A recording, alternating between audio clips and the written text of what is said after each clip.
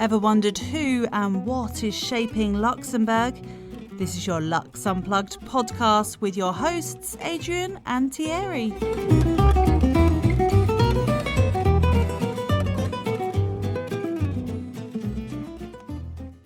Hi, I'm Thierry. And I'm Adrien. Welcome back to the Lux Unplugged podcast. This time around, we welcome investment funds veteran Denise Voss, Chairwoman of the LuxFLAG agency. Why did we invite Denise to the podcast, Adrien? As our listeners know by now, Luxembourg is a global player in the investment fund industry. If you need a refresher, we strongly recommend listening to our episode with Nicolas Muckel, CEO of the Luxembourg Finance Agency. Denise has been active in the Luxembourg fund industry for several decades and brought a whole breadth of experience to this conversation. Indeed, Denise used to be the chairman of ALFI, the powerful association representing the Luxembourg fund industry.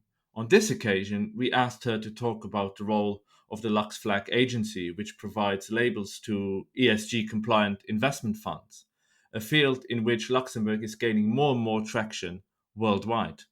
ESG, which stands for environmental, social, and governance, has become an ever more important topic, promoting sustainable investments and finance. Indeed, climate change and social responsibility questions have come to the forefront of investors' concerns, and obviously they now approach it with more scrutiny. But now, without further ado, our conversation with Denise Voss, Chairwoman of the LuxFLAG agency. Denise, thank you so much for joining us. For people who don't know you, how would you introduce yourself? Well, thanks very much for inviting me. It's a pleasure. So my name is Denise Voss. I guess I could call myself an American in Luxembourg, but amongst many Americans in Luxembourg. I've been here since 1990, originally here for 2 years on an exchange, but stay forever, so very common as well. People coming to Luxembourg for the 2 years and then they find themselves becoming local employees, meeting their partners, having children, buying a house and all of that. So I did that. It's been 30 years, but for me it's really home, I have to say. I miss my family in the US, but I can visit them. I've been active in the Luxembourg fund industry since really nearly the beginning. I've also been an advocate for Luxembourg and the financial center and the fund center in particular, being named chairman of ALFI, the Association of the Luxembourg Fund Industry. I finished that mandate up last June, but that led me to travel the world, if you will, to talk about Luxembourg and the Luxembourg Fund Center. So that was really exciting and a great way to see the world. And then in June, actually 24 hours after I finished my mandate at ALFI, I became chairwoman of LuxFLAG, which is an independent agency focusing on and promoting the sustainable development. So again, another advocacy role, if you will, this time about sustainable finance. And was there a particular reason why you chose this career path? Well, maybe if I can step back, why I chose Luxembourg. So I was an auditor working for an auditing firm in Boston after university. And in fact, actually in university, my undergraduate studies, I studied psychology. But then I quickly realized that I was not cut out to be a psychologist and listen to people's problems every day. So I took some accountancy courses and got a master's in accountancy and worked for an auditing firm. But I took a lot of French in high school, but generally in the United States, unless you live in a city where Spanish is spoken a lot, you don't learn to speak a language. So I wanted to use my French and learn to speak French. So my company offered a 2-year exchange program. Paris was the obvious place, so I visited Paris, but they also mentioned that Luxembourg was looking for somebody because it was the beginning of the UCITS, the European Investment Fund Industry regulation, and so I came to Luxembourg, and I think people at the time thought I was a bit crazy. I picked Luxembourg, but here I am 30 years later. So that's how I came to Luxembourg. I started doing a lot of work with ALFI. The access to being a member of a working group was quite easy. Much easier than it would have been if I was in the U.S. And then I continued working with ALFI and joined the board in 2007, and then was elected chairman in 2015. You mentioned earlier the UCITS, so any regulation that relates to the fund administration or just running funds in Europe. So speaking about that, and Luxembourg has always been an early adopter of this kind of initiatives when it comes to running funds. How would you say that the Luxembourg fund industry has changed since essentially you started this career here in the country? Well, you mentioned the introduction of UCITS, and which was really, as an initiative, when you think about it, was really forward-looking for the European regulators, the policymakers, because it was an investment fund for retail investors. So it was super strong investor protection. But what it also was about was also about if you set up a fund in one of the European countries, you would have a passport to distribute that fund in the other European countries. So that was sort of the carrot for going through and implementing all the regulation. Luxembourg was the first EU member state to implement that directive into local law in 1988. And I think also the fact that Luxembourg is, as a small country, it looks across its borders for business. So it had a financial center before the introduction of UCITS, but the combination of that infrastructure and this forward, outside-looking mentality meant that, and the fact that we had the government support from the very beginning, of course, that meant that that was a recipe for success, if you will.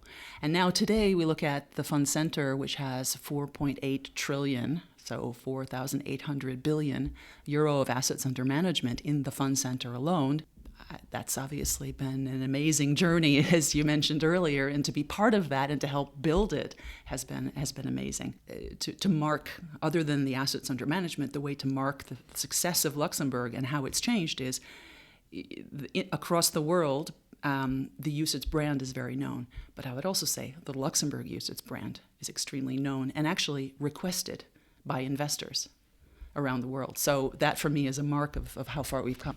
Switching back to your role as a chairwoman of the LuxFLAG agency. Do you know why I chose chairwoman? Because when I was elected chairman of ALFI, in my opening speech, I said to the board, to the assembly at the AGM, I said, so is it chairwoman, chairperson, or chairman? I said, I just choose chairman because I really don't want it to be a question. I just make it easy. 4 years later, I was still always being asked, is it chairwoman or chairman or chairperson? So when I had the LuxFLAG chairmanship to take on, I said, I'll just call myself chairwoman because it's what I am. So as a chairwoman of the LuxFLAG agency, how would you then describe the mission?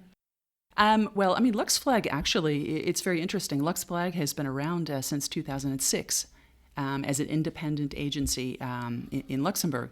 And for sustainable finance, while that's not incredibly early, I think in terms of an infrastructure, it is quite early, actually. When you speak to many, they're quite surprised that we've been around for so long.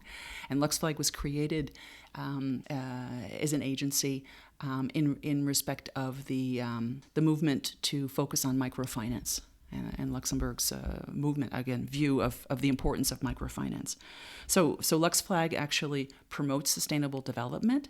It provides it awards, because you have to earn it, a label to eligible investment vehicles, mainly investment funds at this point, but we're focusing on looking at other types of investment vehicles, such as insurance products, because the demand is there.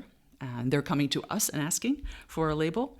And those labels are, there are 5 labels: microfinance, the first, then environment, climate, green bonds, and then we have the newest label is an ESG label, so environmental, social, and governance, which focuses more on the integration of ESG into the investment decision-making process. So the other 4 are more impact thematic labels, and the ESG label is more about the process, integrating ESG again into the investment process. So that, I like to say that the LuxFLAG label, it provides clarity to investors, and it basically allows investors to say, okay, this fund, it does what it says on the tin. We have a second line of business, which sort of developed organically, if you will, in some respect, our associate members. Because effectively, given LuxFLAG was created in 2006, I'd say an early player in the ecosystem of sustainable finance in Luxembourg. We have kind of been the de facto hub, if you will, for sustainable finance. Companies gathering together, sharing best practices, networking. One of the challenges around sustainable finance is there are many players in, say, the asset management industry, well-known players who've been around for a while in terms of their entire process is integrated in terms of the ESG. And they have products, all of their products are ESG-related products. But then the so-called, if you will, mainstream asset managers, they are at various stages of the journey to sustainable finance, or integrating sustainable finance in their investment processes. So there is an absolute need by many, which is why we have 94 associate members, to share best practices, which is very much a Luxembourg phenomenon, I would say, as well. People compete, but they share best practices. Our very first candidate or guest that we had on the podcast is called Kim Schumacher, and he's very widely known for his expertise in sustainable finance. And back then when we talked to him, that's nearly a year ago now, we understand that anything that relates to sustainable finance, especially when it comes to implementation, it sounds like it's a bit like a moving target at the minute. So it's some investment funds or asset managers might have a different view than other ones. And you were saying that they're sharing best practice. Is there like a strong and solid framework that is being carved out to make sure that we have something that is tangible and asset managers can refer to it to have a truly ESG focused strategy? Yeah, I mean, the challenge a bit is that asset managers have investment processes, decision-making processes with risks, with analysts, with risk analysts as well, providing, and they look at data already, they look at financial data. So in many ways, the ESG integration is about integrating non-financial data, so environmental governance and social data, criteria and data, and adding it to the other data, to coming up with something that allows an asset manager, a portfolio manager, to take an investment decision. Yeah, this is a company I want to invest in, or this is one I want to divest from. So the problem with having one solution wouldn't work, because every asset manager has its own investment management process. So that's the process, I guess you could say. Data is, and you're absolutely right to say that this is all evolving and still evolving. And I think for me, the challenge with sustainable finance and sustainable development, period, is that we have to do it so quickly. If you consider just the climate related piece of it, and which, if I think of an example might be that it took decades for the financial reporting standards to be standardized and for people to agree, IFRS and the like. But we don't really have decades, but we need those standards. So from an accounting standards point of view, we're working on it. From a data perspective, we're working on it. And the challenge around data, i.e. the data that the asset managers would use to try to identify companies because they're transitioning to green or the like. The problem with the data is that we need the companies themselves to produce the data. So these are some of the challenges, and that's why, for instance, I guess stepping back a moment is we have the EU, which has its action plan for sustainable finance, and the focus of that action plan is on reporting, on transparency, non-financial information. And the focus of the EU Commission for the moment in terms of those requirements have been on the asset management companies. They are required to report, but actually it's a little bit, we need the target companies to report so that the asset managers can actually do the report. And one reason why that makes sense, why that is a challenge as well, is because you need education. You can't sort of overnight, I see that. I've been chairwoman now of LuxFLAG since June of last year. I'm still learning a lot. I knew enough, or some I'll say, as LFI chairman, but I realize I have a lot to learn, which is normal because sustainable finance actually has been around for a long time. In any case, that educational process is needed in companies. The companies, the industrial companies, the target companies, but also in the asset management firms. And you need it from the top.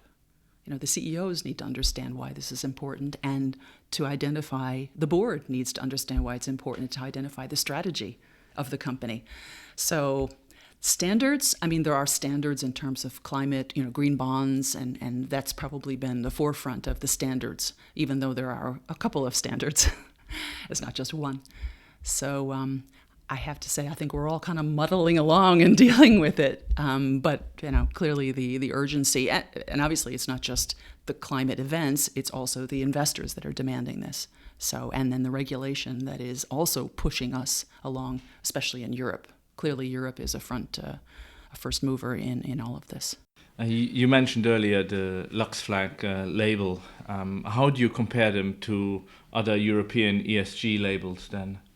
Yeah, I mean, there aren't so many in the first instance. I guess I would say, first of all, as I mentioned, LuxFLAG has been around since 2006, so it has a bit of a first mover status, if you will. The labels are recognized internationally. That's maybe the difference between LuxFLAG's labels and perhaps some of the other labels. Like most things in the financial center, if not all things in the financial center in Luxembourg, it's international. So we have investment funds that are domiciled, so registered, created in 7 different countries that have been awarded a LuxFLAG label. Those funds have been, I think the asset managers that manage those funds are 81 and they're from 14 countries. So the typical sort of international flavor of LuxFLAG. We have our growth.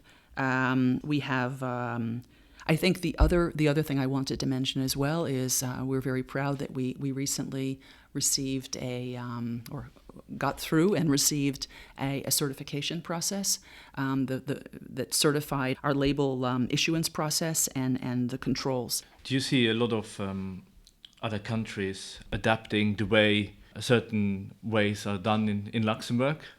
Yeah, I mean, there's definitely a lot of competition and even, more and more competition as well. I think in the very beginning, both Luxembourg and Ireland are small countries, again, looking across their borders for business. So I think it was much easier for those 2 countries to understand the model, the UCITS model, for instance. And I think some of the larger member states, France, Germany, or some larger member states, they might not have seen at the very beginning or even after the first decade that this was something that was of interest to them because they have big domestic populations. And it's very difficult to have a domestic set of rules of how you do things and to have an international set of rules of how you do things. If they come to Luxembourg, Luxembourg will say, okay, let's just make sure it's in compliance with the rules and regs.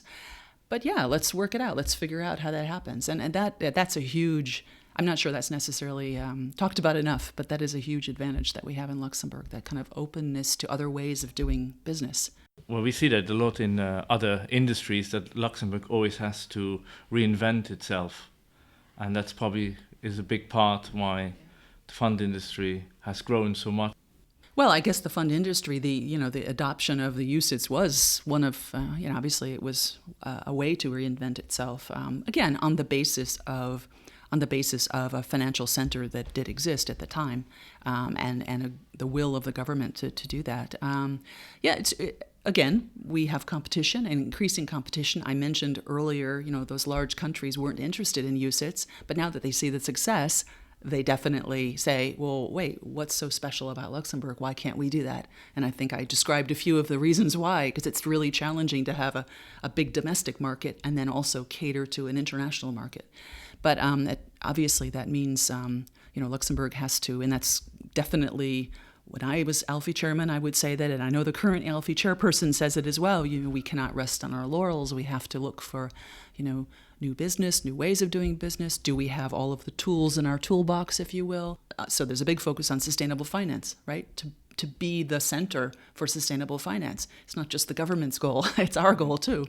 But I would also say fintech, digital technology. How do we use that to make our businesses in the financial center more efficient, and also create new products, using blockchain if possible, distributed ledger technology.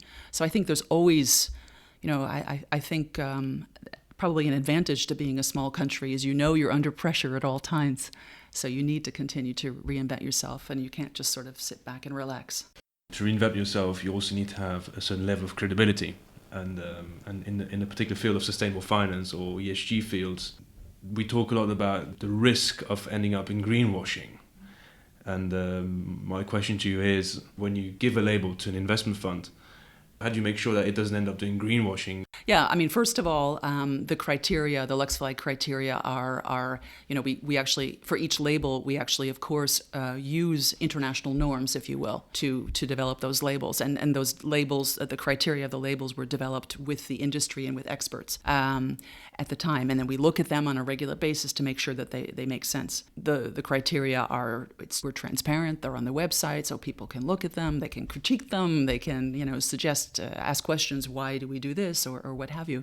And during the application process, we work closely with the applicants. If they have questions, we ask for more information. And then after the application is complete, and in some cases the application may have to be on hold, or we have to say, look, sorry, you're just not going to be able to get the label because you aren't green or you aren't doing what the criteria require. Hopefully we've had enough preliminary time and discussions beforehand that we don't have many cases like that.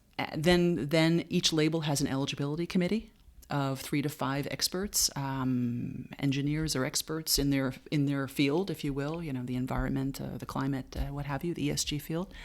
And then they do their review as well. They ask questions, they ask for more information. And once the applicant passes the eligibility committee, then the eligibility committee would recommend to the board that it approves the awarding of a label. As you mentioned, our labels are not, unlike some other labels, our labels are not forever. There's an annual review of the label. Now, obviously, the review of the part of the process that relates to, the part of the label criteria that relates to the investment process, that's a bit easier because we've seen the entity, but we still check that those processes are still in place. But importantly, we look at the portfolio on an annual basis. So every time we do a renew of a label, we would look at the portfolio to make sure that in the portfolio there are, those investments comply with the criteria of the label. And you had a very successful career as a female leader, but you are still in the minority. What needs to change in the industry to make sure women have equal opportunities? And what advice would you give to women entering or in the early stage of their careers in the industry? I think we're on a good path, if you will. I mean, certainly since I was named chairman of ALFI, the chairperson woman of the Insurance Association was a woman. But it can be frustrating at times, obviously, that we're not moving faster, for sure. I completely get that, and I get frustrated too. I think it's a challenge we need to focus on, including at the policymaker level, which is important. But it also needs the active participation of every company, definitely. And this is where tone from the top is so important. So, in terms of bringing new recruits up the ladder, if you will, both men and women, but, allowing for that equal opportunity within an organization. I mean, that's fundamental, again, at the company level. In terms of advice, I guess my general advice is more what I tend to say is to women is, clearly I would encourage companies to have diversity programs, diversity and inclusion programs, and also programs that obviously help women and, again, qualified men rise in their organizations. But to the women themselves, I often say, they need to take a chance, even if it's uncomfortable. I think sometimes, raise their hand if there's something that interests them, a project that's of interest to them, to be involved in. And I think, being willing to fail is not necessarily something that all women feel comfortable with, but potentially failing can also mean, that you learn something for the next time. And it's not the end of the world often when you fail, if there's a project or something like that. I also like to quote, there's a woman, her name is Rejma Saujani, and she's the creator of Girls Who Code in the United States, and she has a very popular TED Talk from a few years ago that I've shown clips of when I was on diversity panels in the past.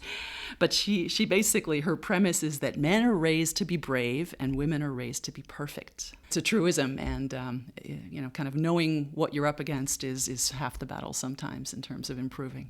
To wrap up this conversation, we always like asking our guests, what do you like the most about Luxembourg? What's the most exciting things for you that you like doing here? Yeah, I think that I think it's the international nature.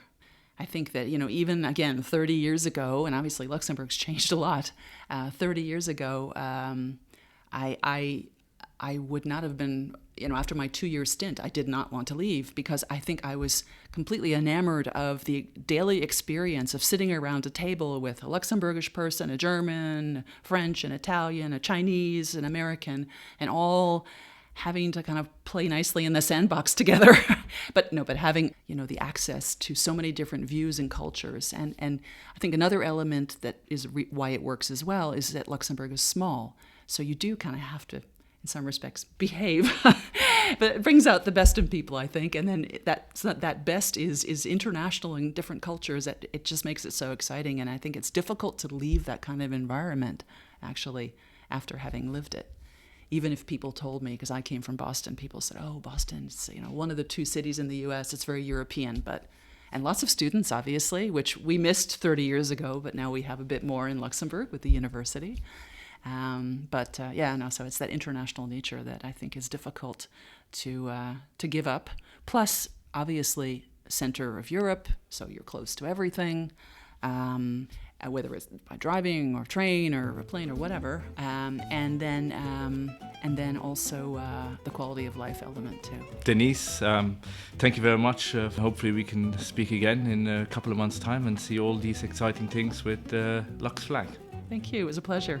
Thanks for listening to the LuxUnplugged podcast. Please share this podcast with friends and family and leave us a review on iTunes. Also, please don't forget to visit our website, luxunplugged.com. And see you next time.